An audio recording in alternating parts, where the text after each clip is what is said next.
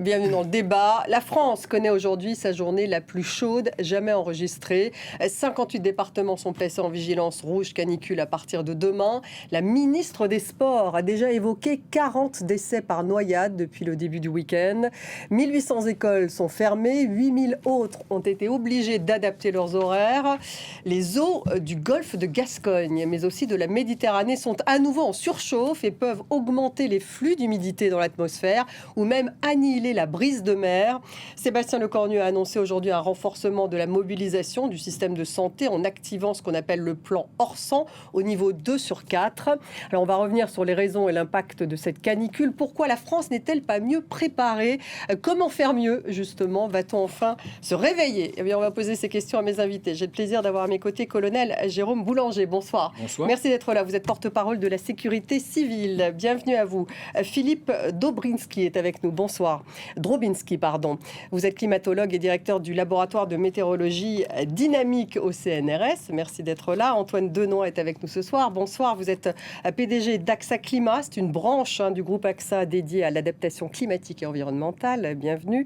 Et nous avons par Teams Anne Sénéquier, donc à distance. Bonsoir. Vous êtes co-directrice de l'Observatoire de la santé mondiale à l'IRIS, médecin, chercheuse santé, environnement, climat, autrice de Géopolitique de la santé. C'est paru aux éditions Erol. 58 départements donc en vigilance rouge canicule, ça sera à partir de demain. Ça concerne 44 millions d'habitants en France et 90% de la population française qui souffre vraiment de cette canicule avec des records de température, plus de pratiquement 30 degrés en moyenne, des records absolus à Niort avec 42 degrés, plus de 42 degrés, ou à Rennes, donc plus de 41 degrés. On va regarder juste cette image qui amuse les réseaux sociaux en ce moment. On voit un Parisien qui se fait cuire un œuf avec la chaleur de son toit en zinc qui bouillonne carrément. La Tour Eiffel a fermé à 16h aux grandes dames des touristes, alors qu'elle est en général ouverte jusqu'à 1h moins le quart le matin.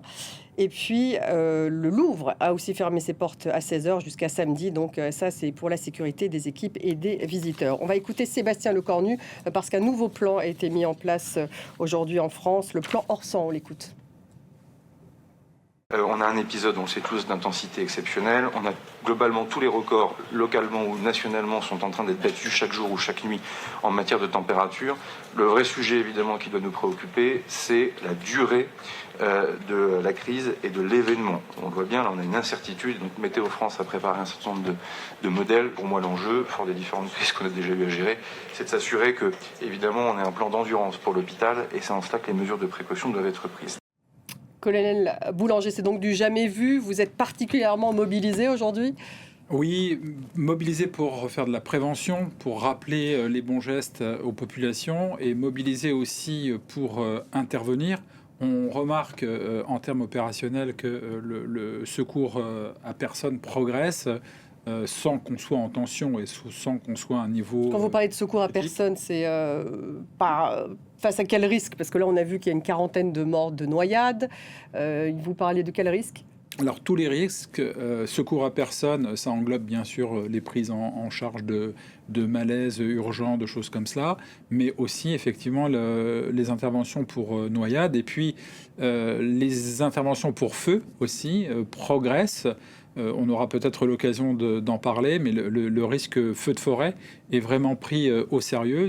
Nous sommes actuellement d'ailleurs sur quelques feux en France. On voit bien que cette situation exige qu'on se prépare et qu'on soit réactif. C'est le cas pour les moyens de la sécurité civile. C'est le cas, effectivement. Les pompiers sont mobilisés dans les territoires avec des effectifs renforcés dans les casernes de sapeurs-pompiers. Les moyens spécialisés, les moyens nautiques, par exemple, pour ce qui est noyade, sont aussi mobilisés.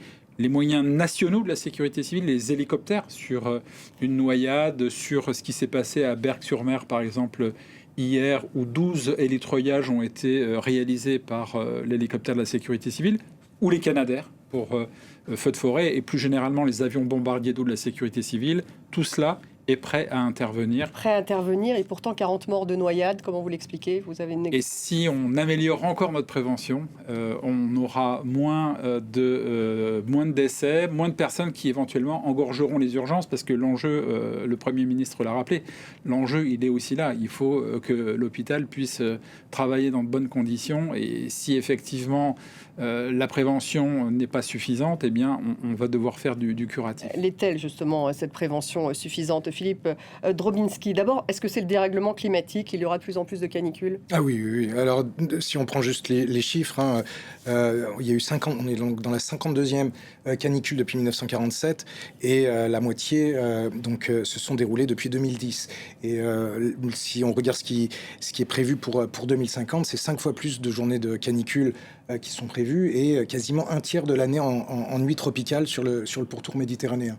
Donc oui, là, il n'y a aucune ambiguïté sur les causes de ces canicules. On dit que vous êtes auteur donc du rapport du GIEC. J'ai été mal informé du prochain rapport du GIEC, et également donc directeur de recherche au CNRS. Ce golfe de Gascogne aussi, et cette Méditerranée qui subit ce coup de chaud, c'est un peu le miroir de ce qui se passe sur Terre. Alors oui, et puis ça effectivement ça complique les choses. D'abord parce que la mer va relâcher sa chaleur surtout durant la nuit. Donc ça va renforcer les nuits tropicales. Donc c'est ce moment de la journée où justement le corps peut récupérer. Et puis ça peut prolonger la canicule elle-même, et puis tout simplement réchauffer l'air en apportant de l'humidité. Et ça ne concerne pas que la France, ce qui se passe. Ah bah, de toute façon, on n'est pas isolé du reste du monde. Chaque année, il y a des canicules. Il y en a en Espagne une année en France, etc. Donc non, bien évidemment. Et il y en a de plus en plus. Et il y en a de plus en plus, et de plus en plus sévères aussi. C'est surtout l'intensité, la fréquence qui sont et on ne sait pas quand elle va s'arrêter. C'est ce que disait le Premier ministre. Effectivement, il y a l'incertitude. C'est quand même incroyable de ne pas avoir de prévision sur le moment où ça va s'arrêter. Disons que au-delà de 7 jours, une prévision reste incertaine. Et effectivement, pour l'instant, il y a de l'incertitude sur la fin de la canicule. Ouais. Donc ça peut durer 7 jours ou plus. En tout cas, pour l'instant, on se rapproche clairement de la durée de la canicule de 2003. Mais... Anne Sénéquier, la canicule augmente les risques d'AVC. Vous êtes un peu la médecin de ce plateau. Aggrave des affections respiratoires, la déshydratation, les intoxications à l'eau. On peut dire que le corps humain est malmené pendant la canicule. Oui, il est très malmené parce qu'en fait, son objectif véritablement pendant ces fortes chaleurs, c'est de se maintenir lui-même en température, et donc il utilise 2 mécanismes pour ça, la transpiration et l'adaptation à travers le système cardiovasculaire. Donc lorsqu'il y arrive jusqu'à certaines températures, eh bien ça se passe plutôt bien, mais il faut aussi considérer qu'on a une population plus âgée que depuis les années 70, on a une population aussi plus atteinte par les maladies chroniques, du coup on est aussi au mois de juin, c'est-à-dire qu'on est au début de la saison estivale. Ça veut dire que le corps ne s'est pas encore véritablement adapté à nos températures d'été, sans parler de canicule et de vagues de chaleur. Donc la marche d'escalier est vraiment très compliquée pour le corps, et c'est vrai que chaque jour qui passe, finalement, avec ces nuits caniculaires, puisque c'est la définition même de la canicule, des nuits où on n'a pas cette possibilité de reprendre le repos nécessaire avec une diminution de température du corps, qui là n'est pas possible, et chaque jour qui passe va complexifier le lendemain. Donc oui, on peut assez facilement avoir des décompensations de toutes ces pathologies chroniques. On a des personnes âgées qui sont plus vulnérables et qui ont ce système de thermorégulation qui est moins sensible, et puis il y a toutes les pathologies aussi de la santé mentale qui risquent une décompensation à travers effectivement cette lutte pour maintenir une température, parce que toute l'énergie que le corps met dans ce maintien de température, eh bien, ne sera pas disponible pour autre chose, et du coup s'ensuit un fonctionnement dégradé.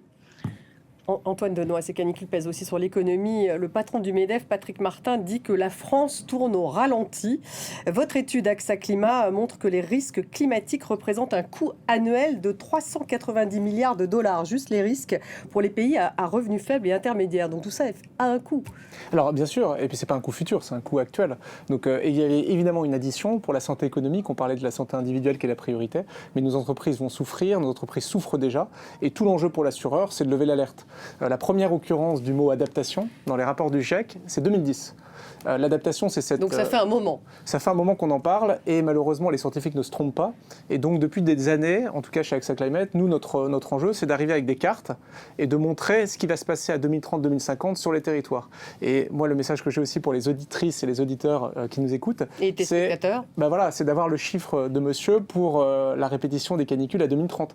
Moi je viens par exemple de Saint-Ouen, sur Seine, près de Paris. Je sais qu'en 2050, il y aura plus 16 jours au-dessus de 30 degrés par rapport à 2026 et l'année existante. Donc l'enjeu, il est simple, c'est pas par amour des indicateurs climatiques, c'est simplement, moi j'ai grandi avec la météo du jour à la fin du journal télévisé, et bien de la même manière, il va falloir qu'on connaisse le climat à 2030 à 2050 sur nos sièges sociaux, dans nos parcelles agricoles et dans nos habitations. Pour pouvoir s'adapter. Évidemment. On va voir justement que c'est vraiment un thème de politique publique. Colonel Boulanger, il y a aussi l'impact sur les réseaux électriques.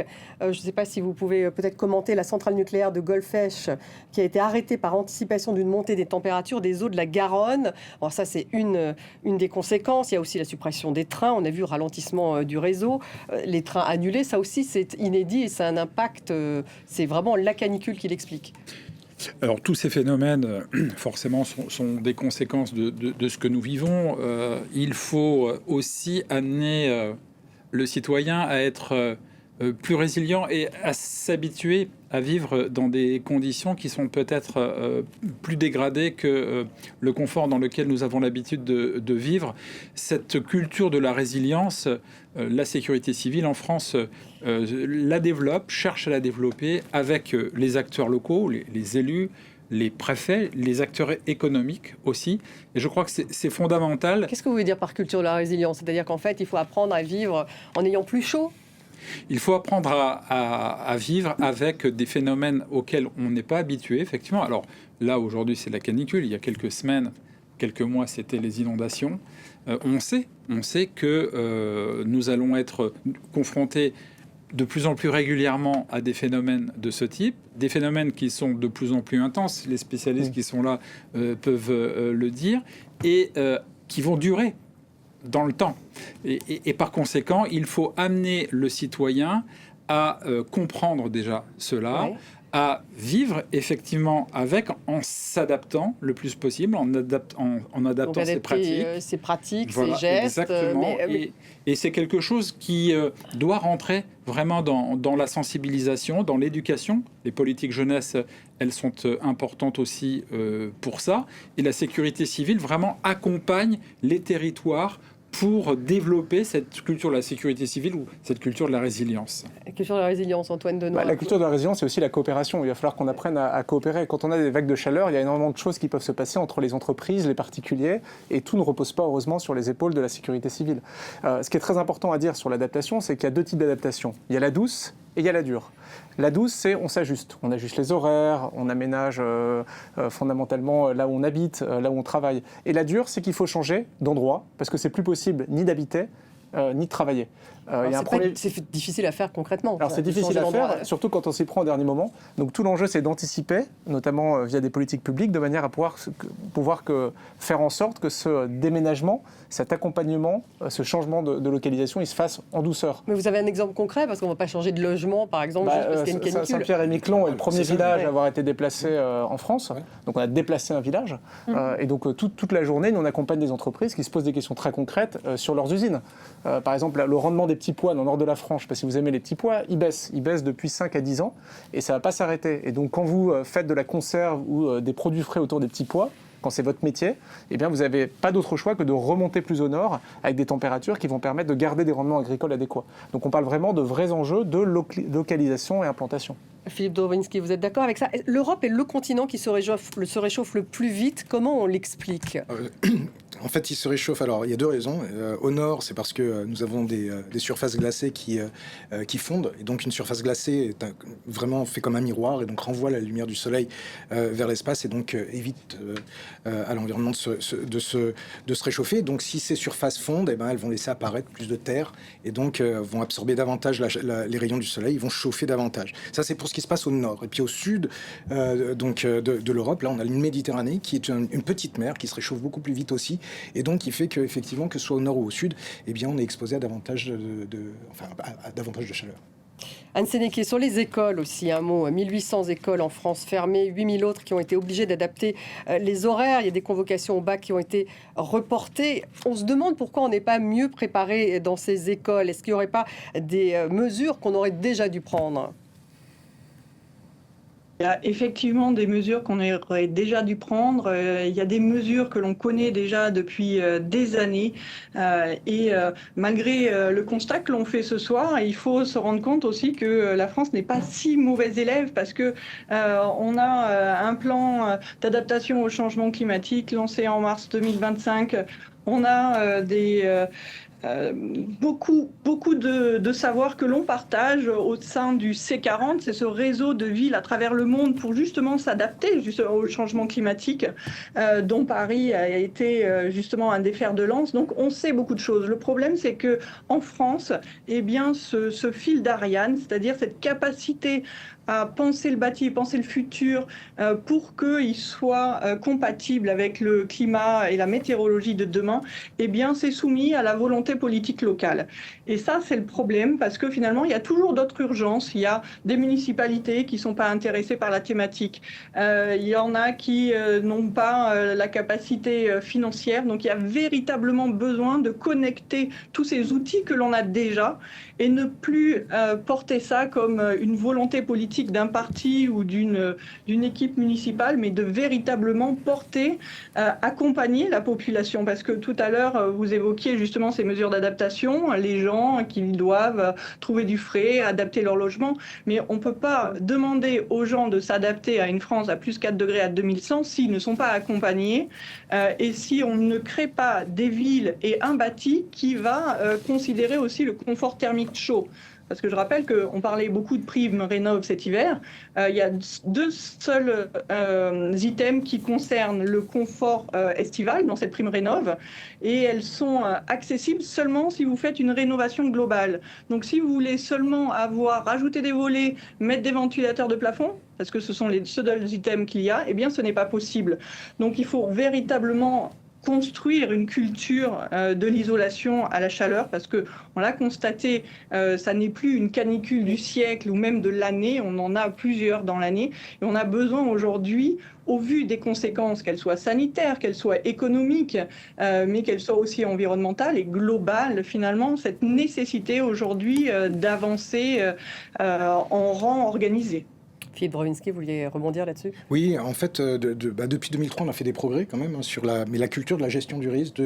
On travaille beaucoup en réaction et pas du tout en planification. Et il faudrait une vraie planification. Ah bah, oui, il faut une stratégie. Ça paraît assez logique. Il faut une stratégie qui intègre, on va dire, les dimensions multisectorielles, multigéographiques, qui intègre le fait que le climat, on doit s'adapter au climat de 2100, au climat actuel, et surtout. On est passé d'une canicule de temps en temps, c'est-à-dire la gestion de risque de quelques jours, à des canicules qui se succèdent. Moi, je ne suis pas un spécialiste de la sécurité civile, mais je pense que l'accumulation des situations d'urgence peut amplifier, on va dire, les difficultés. Quoi. Bien sûr, j'imagine. Vous êtes d'accord, colonel ? Aujourd'hui, l'accumulation entraîne plus de difficultés. Oui, bien entendu, et j'ai lu quelque part que nous vivons dans un état de crise permanent, ce qui peut être paradoxal. C'est une des crises, cette crise climatique, et elle est importante. On parle aussi de plus en plus de permacrise, donc d'état de crise permanent. Donc on voit bien qu'il y a des évolutions, effectivement, que vous soulignez, et qu'il faut faire un travail d'adaptation. C'est un des maîtres mots, effectivement, l'adaptation. Et nous sommes bien placés aussi pour le savoir, parce que je prends l'exemple du feu. Aujourd'hui, on est bien obligé de réfléchir à une utilisation beaucoup plus raisonnée des ressources en eau pour éteindre nos incendies. Voilà, donc c'est aussi cela l'adaptation. On va y revenir. On va retrouver tout de suite notre correspondante à Madrid, parce que c'est toute l'Europe de l'Ouest qui vit cette canicule depuis vendredi, avec le Royaume-Uni et bien sûr l'Espagne.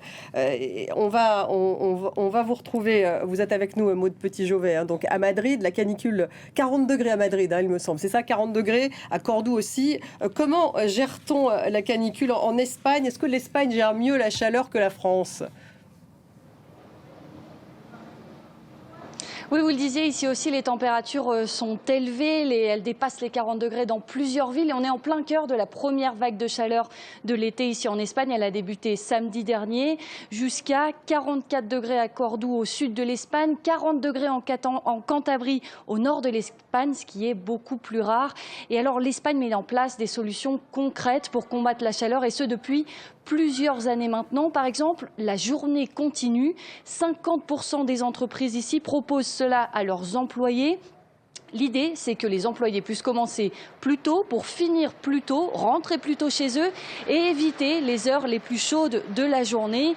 Autre point important, solution proposée, eh bien, les refuges climatiques. 2122 refuges climatiques existent ici dans le pays. Des espaces habituellement climatisés comme les bibliothèques ou les centres civiques, mais aussi des espaces spécialement habilités comme des expositions par exemple qui aménagent aussi des espaces dédiés avec des chaises longues et des points d'eau. Et nouveauté cette année, lorsque les températures sont extrêmes, lorsqu'elles dépassent les 40 degrés, les terrasses qui ne peuvent pas rafraîchir leur extérieur avec des ventilateurs ou des brumisateurs doivent fermer pour protéger leurs salariés de la restauration.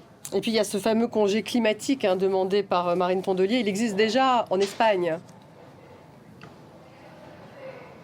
Oui, c'est une des mesures phares qui a été annoncée juste après les inondations tragiques à Valence en octobre 2024. Alors, en quoi consiste ce congé climatique? Il s'agit de 4 jours de congés payés par l'entreprise en cas d'alerte météo rouge ou orange.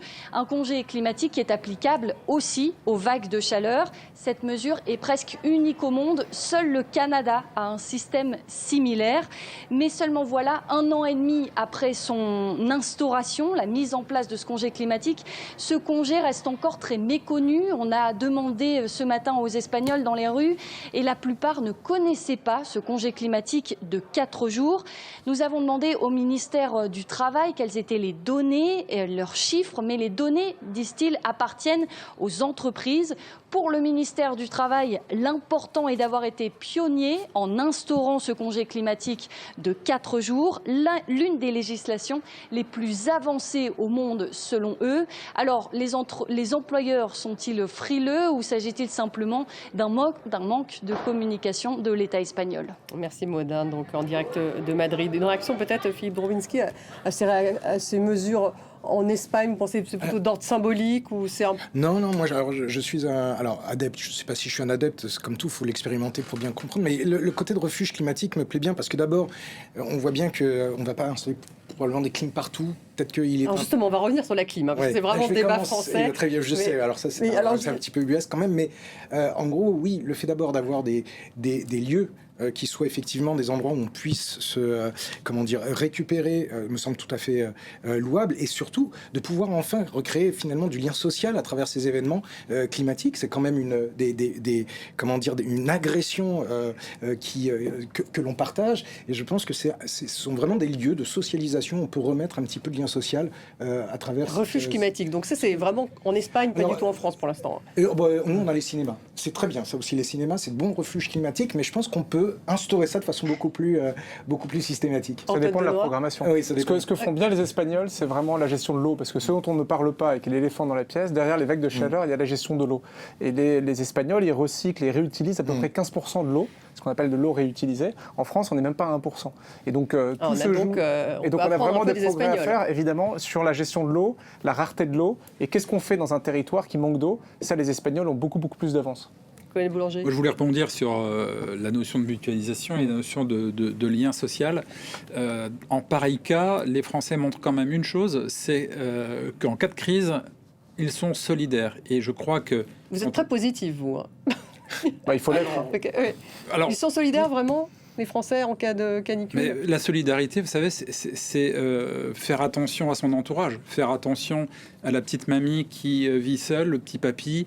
Est-ce qu'il a bien fait ses courses? Est-ce qu'il s'alimente bien? C'est même du civisme, presque. Mais exactement, c'est du civisme. Est-ce que les animaux sont aussi, parce que c'est aussi important, il faut en parler, est-ce qu'on fait attention aussi aux animaux? Et cette solidarité, on n'en parle pas beaucoup.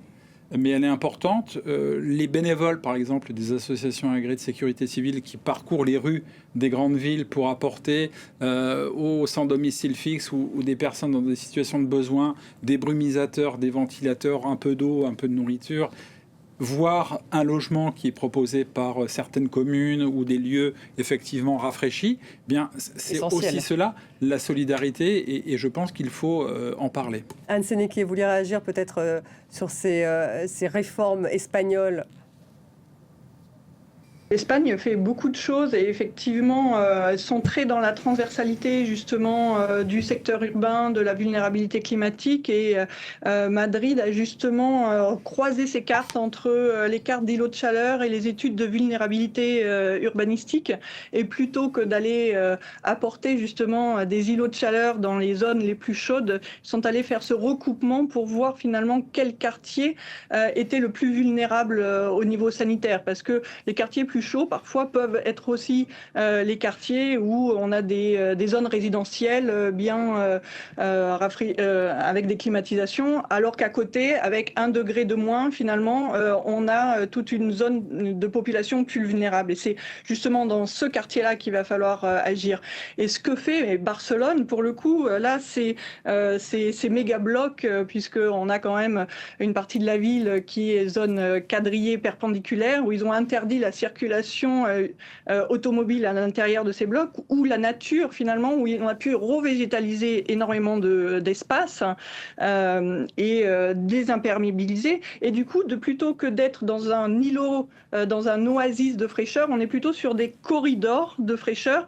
Et là, on est véritablement, justement, dans une récupération sociologique de ce qu'on a besoin de faire. Parce qu'un îlot de fraîcheur, c'est bien, mais si on dit aux personnes vulnérables qu'il faut marcher 15 minutes en plein soleil pour y aller, ils n'iront pas, clairement.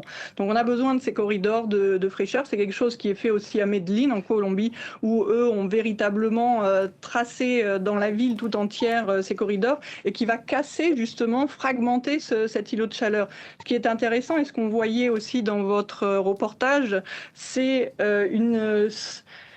une sensibilisation ciblée, c'est-à-dire que lorsqu'il y a des vagues de chaleur, eh bien, ils vont recroiser avec les données des bases de données sanitaires où on a les patients les plus vulnérables. Donc on fait une sensibilisation ciblée à chaque patient qui est plus vulnérable vis-à-vis des canicules, en donnant justement là où il est possible de se rendre et d'agir tout ça. Donc en fait, il y a énormément de choses qui se fait à travers le monde. On n'a pas besoin véritablement de réinventer la roue. Nous-mêmes en France, on fait beaucoup de choses. À Paris, il y a énormément de cours oasis qui sont déjà faites à Paris. Je pense qu'il y en a déjà plus de 150. Il est question d'en avoir 360 à l'orée de 2030. Donc il y a beaucoup de choses qui se font. Cette trame bleue, c'est-à-dire utiliser la Seine pour retrouver des endroits de fraîcheur, c'est une bonne étape. Mais lorsqu'on regarde par exemple ce qui se passe à Copenhague ou Stockholm, on se baigne littéralement dans le port et dans les canaux. Donc en fait, il y a encore beaucoup d'étapes à franchir pour véritablement être en capacité d'offrir une vie au moins, si ce n'est pas agréable, au moins tenable pendant les vagues de chaleur qui viennent pour la population française. Et puis il y a ce débat sur la climatisation, qui est un débat qu'on retrouve en France. Le maire de Paris, par exemple, qui a commandé, lui, 1200 climatiseurs pour plus de 600 écoles à Paris. Ce sont un peu les mesures d'urgence. Et on va écouter Marine Le Pen, et puis également ensuite Jean-Luc Mélenchon et Marine Tondelier. On va voir que ça prend en France une forme intéressante, celui du débat sur la climatisation. Je suis candidate à la présidentielle, donc je viens vous dire que si je suis élue présidente de la République, je mettrai en place un plan massif de climatisation, en commençant par les espaces où il y a les gens les plus vulnérables, les hôpitaux, les EHPAD, les écoles. Et vous savez, les écologistes, à partir du moment où ils ne veulent pas quelque chose, ils vous tordent des études, ils vous sortent des trucs, ils vous les coupent en petits morceaux, ils vous prennent des bouts de phrases pour réussir à vous convaincre qu'il ne faut pas le faire. Donc je veux dire, l'absurdité, c'est de faire mourir les gens de chaleur, d'accord ? Ça, c'est l'absurdité. Faites les Andalous, voilà. Sortez dehors plus tard, la fête de la musique. Si vous la décalez un peu, et ça ira, il y aura moins de soleil. Ce matin encore, quelqu'un me disait, franchement, moi je suis hyper écolo, mais je me pose la question de mettre la clim chez moi. Je dis, mais vous excusez pas. Si vous en avez les moyens, et l'État devra en donner à tout le monde les moyens, que votre maison elle le nécessite, il faut le faire. il faut le faire. Mais ce qu'il faut savoir, c'est que dans un immeuble parisien, avec une façade avec plein de fenêtres, en fait, la chaleur que vous extrayez de chez vous, si vous avez la chance d'avoir accès à la clim, vous la mettez juste à votre fenêtre. Donc vous réchauffez les voisins qui peut-être n'ont pas la clim et la rue dans laquelle il y a des gens aussi. Donc c'est ça qu'on dit. On veut juste qu'on évite la maladaptation, les mauvaises décisions. Et aujourd'hui, il y a des endroits où le ventilateur là, de plafond, ça suffit. Philippe Drobinski, alors, pour ou contre la clim? C'est un vrai débat politique en France. Je pense que c'est surtout pas un débat posé de cette façon-là. C'est pas d'être pour ou contre. Je pense qu'il y a des endroits où c'est pas un luxe d'avoir la clim, et je pense qu'il y a des endroits où les écoles, par exemple, les écoles, les hôpitaux. Oui, enfin les écoles, les hôpitaux. Enfin, là où il y a des personnes vulnérables, je pense que les questions doivent pas se poser. Enfin, doivent pas se poser. C'est-à-dire qu'en tout cas, la clim en France. est un outil. Mais il y a aussi tellement d'autres panoplies de choses que l'on peut faire aussi pour rafraîchir. L'objectif, c'est de rafraîchir, c'est pas de climatiser. Donc, on a la végétalisation. Et d'ailleurs, on parle beaucoup. Donc, la clim, d'abord, ça consomme de l'énergie, ça réchauffe l'extérieur, oui. Et ça peut même, je dirais, annihiler toutes les trames vertes. Donc, la végétalisation, parce que les arbres que l'on va retrouver, eux, ils n'aiment pas trop ces excès de chaleur. Mais donc, on veut qu'ils rendent le service de rafraîchir, il faut aussi qu'ils soient en bonne santé. Et c'est vrai que de la climatisation massive dans les villes pourrait annihiler, je dirais, le levier végétalisation qui me semble être un levier en tout cas à actionner. Mais par exemple dans les écoles ou les hôpitaux, est-ce que c'est une option Il y a des hôpitaux qui se construisent dans lesquels on est capable de faire de l'architecture bioclimatique, c'est-à-dire on est capable de, enfin je dis encore une fois, si on regarde ce qui se fait dans les pays du Sud, les pays du Sud savent gérer les vagues de chaleur sans forcément devoir tout climatiser. Donc mais il y a plus de clim en Italie et en Espagne. Bien sûr, il fait beaucoup plus chaud. Il ne s'agit pas de rentrer forcément dans une compétition, mais il y a de l'architecture bioclimatique. Ça ne veut pas forcément dire que ça va exclure le fait d'avoir dans des zones des climatisations tout à fait classiques. Donc voilà, il n'y a pas à être pour ou contre. En tout cas, moi je suis pas. Je pense que on doit actionner tous les leviers d'adaptation possibles face aux vagues de chaleur. C'est un des leviers. Antoine Denoy. Une conviction. Plus on anticipe collectivement, moins il y aura de clim. Voilà, ça c'est la conviction. La recommandation, c'est laisser les gens tranquilles décider en local. En fait, la réponse est éloquente. En fait, la clim, dans certains endroits, ça marche, et dans d'autres, non. Et l'adaptation et les risques climatiques, c'est éminemment local. Une inondation, vous n'avez pas la même à un numéro de rue près. Les vagues de chaleur, vous avez les îlots urbains qui font que la situation à Barcelone, il y a 10 situations à Barcelone, il n'y en a pas une.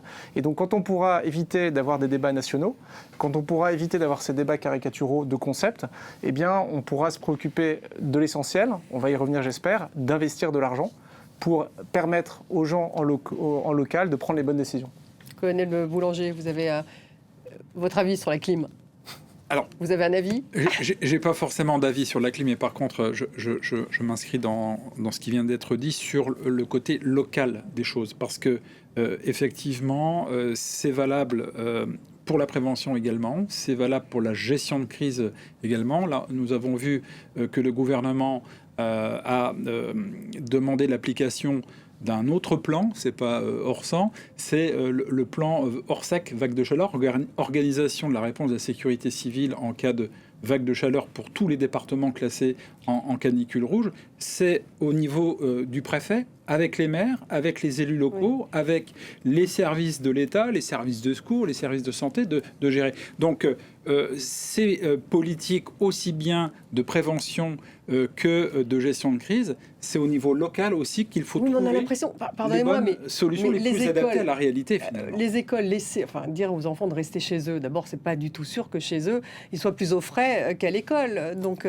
c'est tout de même un vrai problème qui se pose là, de fermer les écoles. Je pense qu'il n'y a même pas, enfin, encore une fois, une école à cet endroit-là et une école à un autre endroit, elles sont peut-être pas du tout construites de la même façon. Enfin, il y a des écoles qui sont peut-être déjà 1800 écoles fermées, c'est énorme. Pas prêt. Mais attendez, là-dessus. Non, mais c'est intéressant de penser, parce qu'en fait, ça veut dire qu'on pense que les enfants sont mieux chez eux, qu'il y a peut-être la clim chez eux, mais c'est pas du tout le cas. Mais tout à fait. Mais on a quand même des décennies de retard sur l'adaptation. On a des décennies de retard. On est toujours en train de gérer l'urgence. C'est absolument pas là de planifier. Et pour moi, le constat, il est éloquent. On n'est pas adapté. Il y a des écoles fermées, il y a des examens perturbés, il y a des transports qui sont sous tension, il y a des hôpitaux sous pression, il y a le travail extérieur qui est compliqué. En fait, il y a la liste qui montre qu'on n'est pas adapté, même si, comme l'a dit Anne Sénéquier, il y a quand même déjà des choses, enfin, tout n'est pas noir dans le tableau, mais en tout cas, il est clair qu'on a un rattrapage à faire sur la stratégie d'adaptation dans un climat qui change. En France, la majorité des infrastructures essentielles, eau, transport, énergie, c'est avant les années 80 qu'elles ont été construites. Donc, dans les années 80, il n'y avait pas encore le GIEC et il n'y avait pas encore ce constat du dérèglement climatique. Donc oui, on a évidemment beaucoup à faire pour adapter tout ce qui existe déjà. Anne Sénéquier, vous êtes pour ou contre la clim? Quand j'entends moi, j'ai le même avis que Philippe sur la clim. Je pense qu'elle est nécessaire sur le ici et maintenant. En fait, c'est une histoire de temporalité. Il y a le ici et maintenant, puisqu'on est dans l'urgence, et il faut protéger les personnes vulnérables. Mais par contre, en tant que présidentiable, le débat, c'est pas de dire pour ou contre la clim. Le débat, c'est quel secteur ils vont accélérer la décarbonation pour limiter l'augmentation de la fréquence des vagues de chaleur à l'avenir. C'est ça dont il faut véritablement se poser la question aujourd'hui. Parce que la climatisation peut améliorer le confort thermique de l'individu, mais ne va pas résoudre le problème du changement climatique. Et comme on l'a dit tout à l'heure, plus de climatisation va apporter plus de ressenti de chaleur sur l'environnement local et donc une injustice climatique qui sera évidente parce qu'à un moment donné, tout le monde n'aura pas la possibilité d'avoir la climatisation. Donc il faut distinguer le ici et maintenant et ce que l'on doit construire maintenant pour améliorer la situation de demain. Et là, pour demain, il n'est pas question de parler de clim, en fait. Il est question de parler infrastructure, école. L'école de mes enfants, moi, c'est des vieux Algeco où ils ont goudronné le toit pour l'étanchéité. C'est une aberration climatique, cette école. Et effectivement, oui, elle est fermée depuis 10 jours parce que c'est pas possible de tenir des enfants dedans. Mais c'est ça qu'il faut le changer, en fait. C'est pas climatiser ce bâti, c'est refaire une école avec des ombrières, avec des oasis, avec une désimperméabilisation du sol, avec des rues aux écoles, aux abords, et ainsi de suite, et ainsi de suite. C'est comme ça qu'on arrivera, dans 5 ans, à pouvoir maintenir l'école jusqu'au 3 juillet. Philippe Bourbenski. Oui, non, hier, le pic de consommation lié à la clim, c'était à 19h, c'est l'équivalent de 10 centrales nucléaires, il faut quand même l'avoir en tête, et que comme nos capacités nucléaires étaient déjà au maximum, eh bien, en fait, on a 7% de notre électricité a été fournie par le gaz, qui du coup, est un puissant gaz à effet de serre. Donc, on voit bien que toutes les solutions ne résident pas dans la clim. Mais qu'est-ce qui manque, en fait? Il faudrait un programme de long terme, donc on a un commissariat général au plan. Enfin, pourquoi est-ce qu'il n'y aurait pas une sorte de planification un peu long terme et puis des mesures court terme? Pourquoi est-ce qu'on est si en retard? Mais le court terme, enfin, moi, je vais laisser la parole à d'autres. Alors, il y a plusieurs acteurs qui peuvent planifier. Il y a évidemment l'État. Encore une fois, mon message, c'est de dire il y a aussi les entreprises privées. Et les entreprises privées, elles sont sensibles quand même à l'argent et au retour sur investissement. Et donc, il faut montrer que 1 euro mis sur l'adaptation, ça rapporte de l'argent. Et on n'est pas sur des choses importantes. Quand on parle des réseaux d'énergie, ces fameuses lignes électriques, d'électricité, il suffit juste souvent de mieux élaguer contre le risque de feu. Ça s'appelle des pare-feux. On a fait le calcul. Vous mettez 2 à 3% de la valeur globale d'un réseau d'électricité et vous évitez de perdre 20% de sa valeur dans 10 ou 20 ans. Ça, c'est des chiffres très concrets. Et donc, tout l'enjeu, je pense que pour l'État et les collectivités, c'est comment on travaille aussi avec le bon jeu de jambes avec les entreprises privées qui ont des marges de manœuvre, qui ont la même ambition de pouvoir continuer leur activité et qui sont prêts à investir. Encore faut-il que la démonstration économique soit faite. Oui, un rapport du Sénat de 2023 qui évoque des besoins financiers qui pourraient aller jusqu'à 80 milliards d'euros. Vous êtes, bien sûr, on estime à l'échelle du monde, il faudrait mettre 300 milliards à l'échelle de la planète sur ce sujet d'adaptation. On en est évidemment très très loin. Et 80 milliards d'euros, ce serait juste la France. Hein. Tout à fait, ça dépend comment on le compte. À l'échelle globale, sur les infrastructures, on a 300 milliards, ce qui est pas rien. Et la réalité, c'est qu'on en est très très loin parce que les acteurs économiques reposent souvent sur l'État. L'État n'a pas beaucoup d'argent dans beaucoup de pays. Et donc, j'y reviens, il faut que l'entreprise considère que sa résilience a un coût et une valeur demain. C'est vraiment l'enjeu, je pense, pour les entreprises. Philippe Bourbenski, vous avez l'impression que le sujet du climat est le parent pauvre de la politique ? Il est malmené là depuis 2-3 ans, depuis l'élection de Trump, on va dire ça comme ça. En fait, il y a deux choses. Il y a le climat lui-même et puis il y a la parole du scientifique. C'est clair que depuis 2 ans, on vit, mais depuis même le Covid, en fait, une attaque, une perte de confiance dans la parole, dans le fait scientifique, beaucoup de fake news, des informations qui circulent, sur lesquelles clairement, on n'a pas les reins pour pouvoir lutter. Donc nous, on continue. On vient sur les plateaux, essayer d'expliquer.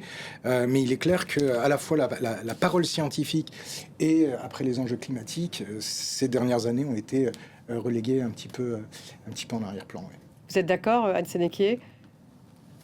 Absolument, on le voit, on l'a vu au début avec la parole médicale et effectivement ça s'est mis petit à petit sur le climat, mais tout ça s'explique aussi par le fait que ces deux thématiques-là et la santé publique internationale, les vaccinations et les zoonoses, tout comme le climat et cette lutte nécessitent une coopération internationale. Donc ça implique de la part des États d'accepter ce qu'ils considèrent pour certains comme une ingérence de la part de la communauté internationale pour leur dire quoi faire chez eux.